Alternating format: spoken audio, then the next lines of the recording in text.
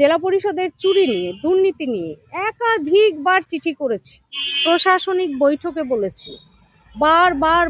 বার বলা সত্ত্বেও যখন বুঝলাম যে এই জেলা পরিষদ কখনো কারেকশন হবে না এবং জেলা পরিষদ সভাধিপতির নেতৃত্বে এই চুরি এবং দুর্নীতি রাজ বজায় রাখবে।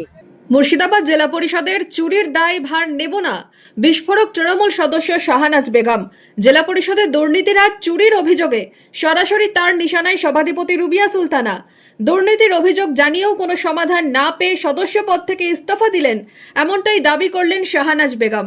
ইস্তফা প্রসঙ্গে কি আশঙ্কার কথা বললেন তিনি? যে আগামীতে এমসিটি কলেজ, যার 500 কোটি টাকার প্রপার্টি, সেই এমসিটি কলেজ এবং আর.এন. টেগর কলেজকেও তারা বেসরকারি সংস্থার হাতে তুলে দিয়ে মোটা কাটমানির প্রচেষ্টায় আছে, সেটাও আমি রুখতে পারবো না।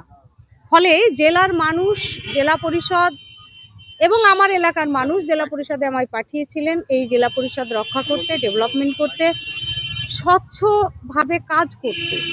তো আমি সেগুলো যখন বারবার বলে পারলাম না এবং আগামী দিনেও পারবো না, তো স্বাভাবিকভাবে আমার মনে হয়েছিল জেলা পরিষদের চুরির দায়ভার অন্তত আমি নেব না, সেখান থেকে মুক্ত থাকবো, তাই জেলা পরিষদ থেকে রেজিগনেশন। নিজের সোশ্যাল মিডিয়ায় শাহনাজ বেগম আগেই জানিয়েছিলেন 17ই ডিসেম্বর ডিভিশনাল কমিশনারকে মুর্শিদাবাদ জেলা পরিষদের সদস্য পদ থেকে ইস্তফা পত্র পাঠানোর কথা।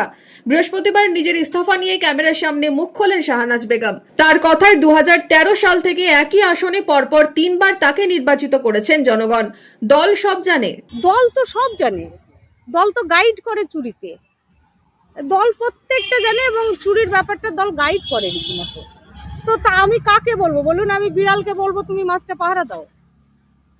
কতবার বলবো? বলতে বলতে তো ক্লান্ত হয়ে গেছি। লিখিত আমি না হলে 20টা চিঠি করেছি। প্রসঙ্গত উল্লেখ্য 2023 সালের 16ই আগস্ট জেলা মহিলা সভানেত্রীর পদ থেকে পদত্যাগ করেন শাহনাজ বেগম। একসময় মুর্শিদাবাদ জেলা পরিষদের সহকারী সভাধিপতির দায়িত্বও ছিলেন তিনি। সম্প্রতি জেলা পরিষদের হাল হকিকত নিয়ে মুখ্যমন্ত্রী মমতা বন্দ্যোপাধ্যায়ের দ্বারস্থ হয়েছেন Shahnaz Begum.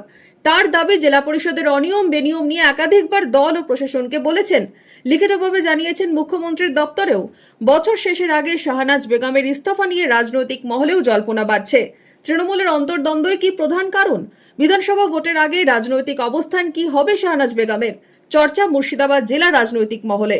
Bureau report, imagine community media.